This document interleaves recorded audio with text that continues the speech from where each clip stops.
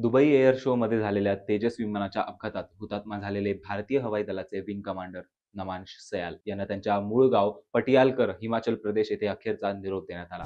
नमांश यांची पत्नी wing commander Afsan यांनी आपल्या छोट्या 6 वर्षाच्या मुलीला हातात घेत डोळ्यात अश्रू आणि थरथरणाऱ्या हातांनी त्यांना शेवटची सलामी दिली. हे दृश्य पाहून तिथं उभं असलेले सगळेजण भावुक झाले.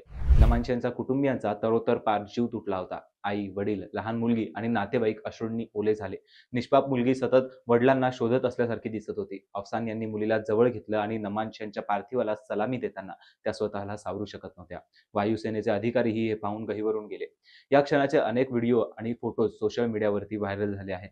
दुबई एअर शोच्या शेवटच्या दिवशी नमांश सयाल तेजस या स्वदेशी लढाऊ विमानातून कमी उंचीवर एरोबॅटिक कसरती करत होते. त्यावेळी अचानक विमानाचा ताबा सुटला आणि ते कोसळले.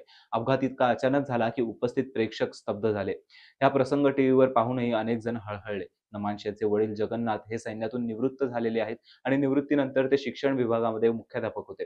त्यांची आई बीना देवी या अपघाताच्या वेळी मुलगा आणि सुनेला भेटायला हैदराबादला गेल्या होत्या. नमांश यांची पत्नी अफसान या देखील हवाई दलात अधिकारी आहेत.